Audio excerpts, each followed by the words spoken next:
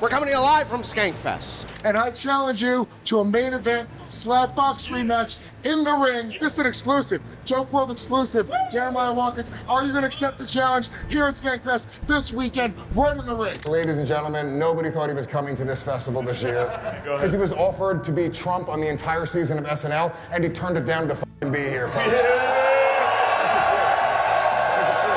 SkankFest is just the best. I'm like at a loss for words. It's the best. It's a beautiful thing they've put together, and it's the greatest crowds, the greatest audience. They just love comedy. Now, how the hell did they get you at this fest, Nate? Next time I'll learn my lesson. You're watching Joke World. Shane Gillis, Nate Bargatze, Tim Dillon, Bert Kreischer, and Tony Hinchcliffe are only a few of the biggest names that appeared at SkankFest, but the 4-day festival featured over 100 different comedians and constant shows from noon till midnight that ranged from stand-up showcases and live podcasting to pillow fighting and live music. It's safe to say the biggest spectacle in all of comedy just took place inside an abandoned movie theater in downtown Las Vegas. And this is every single thing that happened at SkankFest 2024. Most people who attend SkankFest choose to go from Friday till Sunday, but technically this year's festivities kicked off on Thursday night, with an opening stand-up showcase that featured Shane Gillis, Tony Hinchcliffe, Sam Hyde, and more, live musical performances from the Insane Clown Posse and Crack Amico, and a brand new episode of Story Wars with Shane Gillis, Bert Kreischer, and Dave Smith. Bert Kreischer coming in a First day. SkankFest I ever went to, I ended up in the basement of the Cake and the Creve. The Cake and the One Creve. f***ing dude. Bert, are you drunk, I think? I'm hammered. The Cake in the Creve? Cake and the Creve? Yeah. Is that what it's called? Creek in the Cave? Rebecca, why are you not calling your You club know what Cake? the f*** I was trying to say. We do. What, are we dating? You can't let me f*** up a little bit? Cake in the Cave. Cake and the Creve. The biggest takeaways from night one was the stand-up performances from Sam Hyde and Shane Gillis, as people were still talking about those two sets 3 days later, so they definitely did a good job setting the tone for the weekend. But things didn't really start to get crazy until Friday morning. The most underrated. You're a coward, and that you won't slapbox me in the ring right here at SkankFest. Lewis, Coward. that desperate ex who Coward. keeps coming back, Coward. asking for another hit, but it's not gonna happen. Coward. Dude, Right there. in I'm the living. ring. I'm living rent free. This fucking coward refuses to give me a slapbox rematch. I've been training this whole time. Jeremiah Watkins, we have winter mittens that we're using. We're doing slapboxing here. And I challenge you to a main event slapbox rematch in the ring, right here on camera, right here, right now at SkankFest. This is an exclusive, Joke World exclusive. Jeremiah Watkins, are you going to accept the challenge here at SkankFest this weekend, right in the ring? At the moment, I don't accept, but yeah. You need to take pussy. I'm a pussy, and I'm You might as well move to Austin, bitch. I'm such a pussy that I beat Luis J. Gomez in a slap fight competition. fluke. No, It was a fluke. I broke my thumb. look back at the tape. He broke his thumb fighting this guy right here. My ankle. My ankle. All right. 10 seconds. Wait, what? He's weak and he's afraid and he won't fucking show up. You guys heard it here first.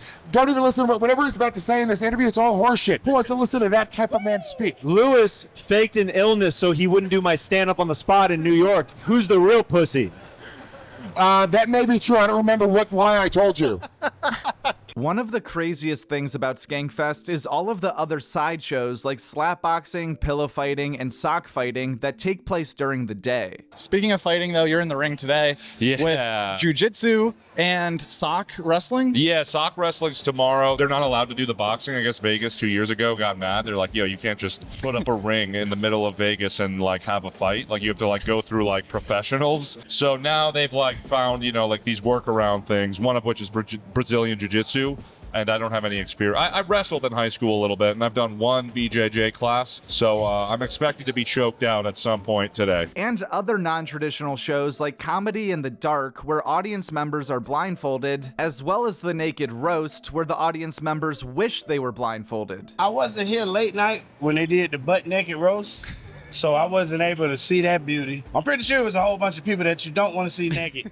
So, I mean, I know that probably was gorgeous. I didn't get to see that. Nothing too crazy, yeah. There's also a lot of surprise pop-up shows that are not listed on the schedule, such as Kill Tony, who recorded a crazy episode featuring Jim Norton and Ari Shaffir that ended with a stunt from Ari Shaffir that made him the talk of the town for the rest of the fest, after he literally took a piss and shit on stage into a tarp and then plucked a piece of paper out of the mud pile to promote his new special. I didn't get to see Ari shit in a bucket, so yeah. I feel like that should be the New Year's Eve ball drop every time we're here is 10, 9. We just, like, Ari, you guys can't see it, but from the top of the complex just shits down. There we go. That's the fucking crack camera work I've been talking about. Friday was also the SkankFest debut of Coke Magic, which is the highly anticipated magic show from Louis J. Gomez featuring Zach Amico, Dan Soder, and Shane Gillis, who actually passed up a huge opportunity with SNL to attend SkankFest, as first reported by Louis.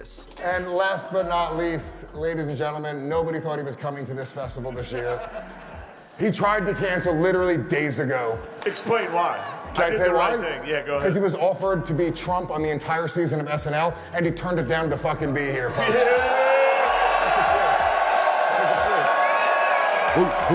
truth. I wouldn't miss Coke Magic. They asked. They said, "Are you serious? You're gonna say no?" I said, "Lauren, I gotta go to Coke Magic." Shane, what is Coke Magic? I said, "You're not gonna believe what it is. It's a retarded guy." Shane probably has the best Trump impression in the world, and it's so f***ing cool that SNL can't book him to do it on their show, but SkankFest and Kill Tony can. It also really shows exactly how much this festival means to even the big dogs like Shane Gillis and Tim Dillon, who came for just one day. You were my favorite part of SkankFest. That last set of the festival. Well, that's very nice of you. Unreal. How was your SkankFest? I love SkankFest. I went for one day this year because I had some other stuff happening with this premiere and all this stuff. But listen, Louis J. Gomez, I'll say his name right, was a guy who told me years ago I should start a podcast. So, like, I always have an incredible amount of gratitude and affection for all those people, Jay and Dave and all those guys. You know, listen, for me to perform with people like Dave Attell is still the highlight of my life. Now, if Netflix wants to compete with that and order a ton of episodes, that would be nice. But that's the coolest thing in the world. Like, to see guys like Bobby Kelly and people you don't see as much as you want, and Bert and all those guys, and like have fun, like that's awesome. How would you describe SkankFest as someone who's never been? Just like the best comedy environment of all time, dude. It's basically a 3-day meet and greet party show podcast simultaneously happening. There's almost it's like a blurred line of show to hangout, which is the best part. And you know, you never get that much access to people that I guess you guys listen to all the time. So, yeah. And as a performer, it's fucking awesome just to put a face to the people that call me gay on YouTube. How many SkankFests have you been to? You know, I've been to every single one, and I'm not even in the frickin' yearbook, but I've gone to every single one. In New York, I was just a guy sneaking in, trying to get in, and then I've been booked on every single one since. How has it changed since the first one? Oh, it's just so much bigger now. I mean, it's bigger, it's better, there's more people. The first one was a joke. Yeah. The first one was because a comedy festival came out that was like, we're only booking minorities and females and stuff, which is fine. And it's all fine. It's all fine if anybody wants to do a festival like that. And they were also like making comics pay for the festival and stuff. You should never make a comic pay for the festival. If like a submission fee, that's a scam, that's robbery. Never pay a submission fee. So they just went, yeah, we're having our little own festival, and it was this at the Creek in the Cave, and it was this huge party. If I did this, I would do it that first time, and then I would go, that was crazy. I'm not doing that again. Yeah. Wasn't that funny? I think that they've just made it more accessible to people who want to feel included, where it's one of those festivals where if you're a comedy fan, you're welcome at SkankFest. And I think that that's, to their credit, they've catered that to comedy fans and people who just want to come out and have a good time. As the festival has grown over the years, so too has the amount and variety of people attending. It's fair to say that the Legion of Skanks fan base has a bit of a reputation online as being grungy trolls. You guys are going to invent a new... Something's coming out of it. A new strain is coming out of it. It is a real wet market. It's literally, it's all evil KFC employees gather. Evil KFC employees gather and are like, we should do acid and spit on each other and piss. But in real life, the people who attend SkankFest are some of the most diehard comedy fans on earth. It's never like these people chill as fuck, you know, like they like good. They're good fans of comedy. Like these are the people that I love to perform for because you know they respect it. You know they chill. They just like regular people. You know. Yeah. I think if you haven't been to a SkankFest live, it's not as intimidating as you think it's going to be. Everybody's been so cool with me over the years. I honestly can't think of somebody who like grabbed me by the neck or something. It's like, I love you. I'm going to jerk off to you later. There's nothing quite like that. You know, a lot of people on the outside, you know, they may be covered in tattoos and look a certain way, but they are all sweethearts. They're all like Care Bears. So, you know, they come here instead of shooting up a school. And I think that's really nice, and we should reward some of these guys for that. Because, like, they're the scariest looking people who are the nicest people. That's my version of Skanks. Which character do you think would fit in the most here at SkankFest? Probably Jeremy. Because Jeremy, you know, he probably got an all-access pass to go everywhere. You know, got some loose tums. That's no problem. I saw Big J. Okerson, maybe one of my favorite comics of all time. And I smoked weed for the first time with probably Tony Hinchcliffe, and I maybe bum a cigarette from David Tell, a.k.a. the garbage man from Sesame Street. Yeah, I think Jeremy would fucking rip it up. You know, look, there's people of all shapes and sizes at this fest. There's people of all walks of life at comedy clubs. But Vegas brings out a special breed, and I think Jeremy would fit right in. And that's what's up. Speaking of crazy diehard fans, one of the wilder parts about SkankFest that no other comedy festival has or would ever need is an entire room for tattoos. Okay, we're here with Pinky, a Legion of Skanks veteran. You've been in multiple fights. You've been at the Carnival of Combat. You've been all around. And you just got tattooed here at SkankFest. Let's show it off. What'd you get? Why'd you get it? My first SkankFest tattoo. I got this one before the last SkankFest when I fought. I got this one after a tattoo of myself. And so I'm like, I'm already like a damn near a gang member. so I'm like, let me just get some in like short for Los Angeles, I guess. Like, I don't want to be on a list. Yeah, that makes sense. Nate Bargatze and Bert Kreischer were around on Saturday as special guests on various shows, and Bobby Lee was spotted in the hallway a few times but never appeared on stage. The way SkankFest is set up in its current venue is kind of like a maze between showrooms that both the comedians and fans use to get around. So it's almost impossible to not meet or see most of the people on the lineup by the end of the weekend. It's just wild. And the amount of people that have access to you, I think, is really cool. Not every comic likes to shoot the shit with people, or let alone fans. I'm in this place where I like it. I've always been a people person. You know, people now stick around for my meet and greets. More people than ever have, and I enjoy it. It's tiring, so I don't mind chatting to people at all, especially when they're pumped to see you. But check in with me in 5 years. If it's happening too much, I might be stiff-arming pregnant women in the streets and spitting on children, Melania Trump style. Yeah. Well, there's over 100 comedians on this lineup here. Yeah. In your opinion, who's the most underrated person here? David Jolly. Fucking me. Me, Mike Cannon, and I think Mike Feeney is rated perfectly. Last year we asked Ian Finance that question, and he said you last year. All right. Well, Ian, I would say, but he's not here. Yeah. I'm just gonna pat Mike Cannon. You know what? Based on absolutely nothing that I saw right before me, I'm gonna go ahead and say Brendan Sagalow. Wow. Just a diamond in the rough. Nobody knows about this kid. A complete unknown. Nobody knows him. Check him out. I can tell you who's overrated. Joe DeRosa. Joe DeRosa comes in, ooh, I own a sandwich shop. I bartended. Who gives a fuck? We look like the same guy auditioning for a different part on Cheaters. Here actually come two of my favorite comics, Sylvester Stallone and Larry David. Fellas, having a good night? Fuck yeah. Double thumbs up and a half-ass wave. Hashtag Vegas. They're going to a strip club or a brothel, maybe both. I would say underrated, maybe Romy Rosner. There's over 100 different comedians on this lineup, and we just asked Sean who the most underrated comedian here, and he said you. But besides yourself, would you have an answer to that? Who do you think is the most underrated comedian here? Underrated? I think me. I think that is the answer. I'm always going to go with Jamar Neighbors being one of the most underrated comics that are working today. I think he's one of those guys who just needs that right thing for him to explode and be a household name for everybody. And then my buddy Omid Singh is an incredible joke writer, super funny stand-up comic that people might not know as well, like as Jamar, like in the podcast scene and stuff like that. But he's awesome. Yeah, definitely makes sense. Jamar, very talented painter too, randomly. Dude, he is truly an artist. He represents the word artist through and through. I've gotten to work with him doing the wave on Roast Battle over the years. He's done multiple episodes of stand-up on the spot, and he's a comic that I just enjoy watching from the back of the room because he cracks me up so hard to the core. By Sunday morning, the pace seemed to be slowing down a bit as the remaining attendees had been through the ringer, getting up and standing in long lines all weekend. But even on the last day, morale is always high at SkankFest. Aside from some great action in the ring and a few big comics making their first appearances, the biggest reason to stay for the entire festival is the Goodbye Comedy Jam. Josh Adam Myers and the band put on a great show every single night, but the Farewell SkankFest Jam is always one of the coolest parts of the weekend. What about the goddamn Comedy Jam makes it so special? What makes it so perfect for all these festivals?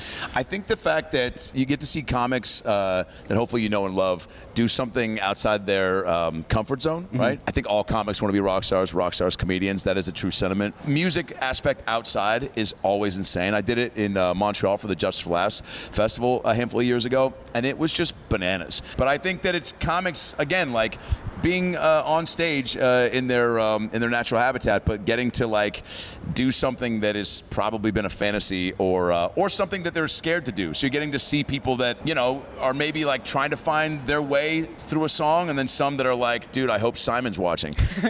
Yeah. But what is your song?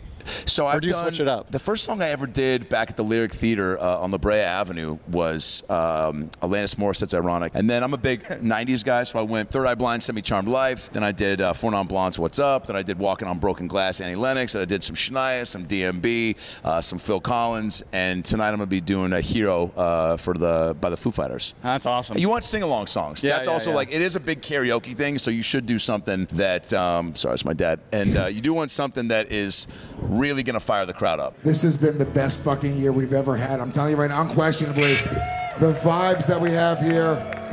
Look, I can't articulate it enough. We are not the cool kids in high school. We're the fucking rejects. We're the nerds. We're the motherfuckers that didn't get invited to prom. And this is our fucking weekend to be the fucking cool kids. So fuck everybody else in the world. If they don't get it, they don't get it. Every comic says this is the best comedy audience in the world, and you guys show them that love, and that's why they keep on coming back. So we love you guys more than anything in the fucking world. Without you, I am nothing. I swear to you. Ladies and gentlemen, we're gonna take a fucking moment to give credit where credit's due. They put this shit together. They worked their ass off for months. Please make some noise and show respect for Louis J. Gomez, Christine Evans, and Rebecca Trent. Thank you guys. We love putting this together, what this has grown into. We just have this amazing team from art to merch to ticketing to podcasting, show running, every possible thing. We've built this amazing team around us that really helps us keep it all together. We have amazing volunteers that come in every year and help us out. And we just love that we get to do this for you. So thank you so much. We love comedy as much as you love comedy, and fuck everybody else. You guys fucking rule.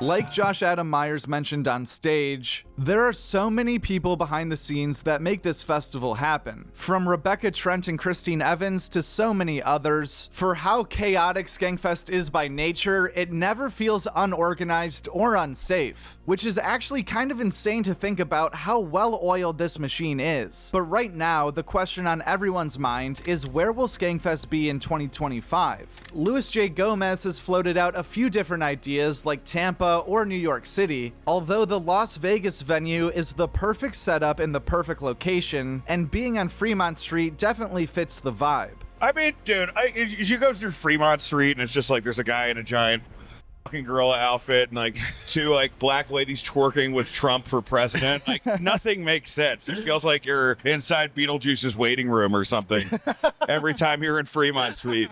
Even just walking down Fremont Street, which is like its own 6th Street, or, you know, downtown Disney meets, you know, a Vegas whorehouse. It's a bunny ranch with like Star Wars figurines. I saw Chewbacca with his hand down his pants. I saw Chucky doll point at me and then take his head off and take a sip of a Powerade. You guys can't see this, but as you're happening, like there's just crazy shit happening around us. You never know, like whether or not people are joking or going to move over and it's just going to be a woman being stabbed.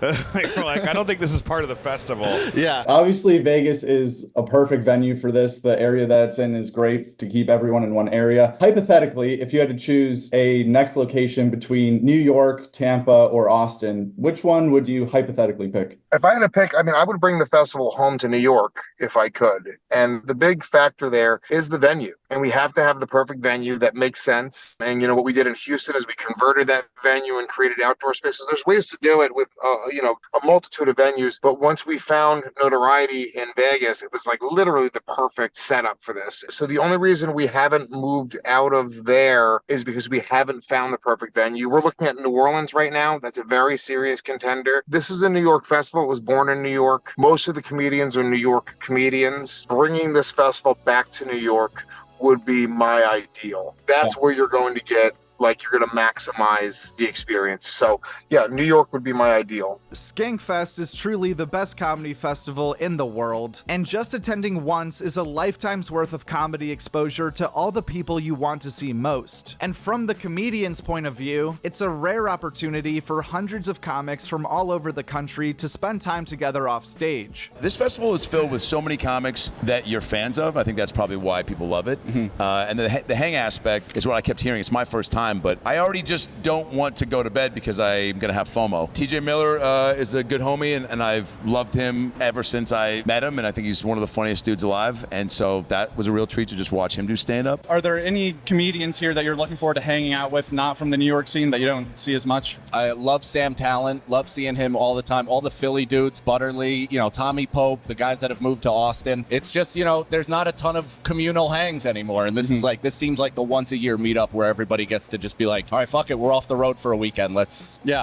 see God together. It was also unreal to get to meet some Joke World subscribers in person. Shout out to everyone that we talked to that weekend, and also a big thank you to all of the comedians who let us interview them. We recorded so much footage at SkankFest and probably only used close to 20-25% of it in this video. So everything else we captured, including the full unedited interviews with all of these comedians, will be uploaded to our Patreon. And if right now you're like, hold on a second, I didn't know Joke World had a Patreon, that's because it's brand new. Kind of. I didn't want to announce an empty, bogus Patreon, so for the past year, we've been stocking it full with footage every single week, practicing for this moment. There's already hundreds of exclusive videos ready to go that have never been on YouTube. What we really want to do is get a wrapped Joke World news van and drive it around from club to club in Austin, doing interviews with whoever's in town. Sounds pretty fucking sweet, but check out that link down below if you want to see some more bonus SkankFest content, as well as our Best of the Week comp every single Friday. As many of you know, last month we officially relocated here to Austin, Texas in order to go all in on this comedy news thing, best report what's happening in the comedy world to you people. So any profits made from the Patreon would immediately be reinvested back into this business. I can promise you right now, I'm not trying to get personally wealthy from this. We just want to do cool stuff like get a Joke World news van, or maybe one day put on our own festival just like SkankFest. And also we just legitimately have too much footage from this festival and from all the interviews that we do to do nothing with it. So it's a new place for bonus content, sneak peeks, yada yada yada. Thank you for watching. Make some noise for the Legion of Skanks!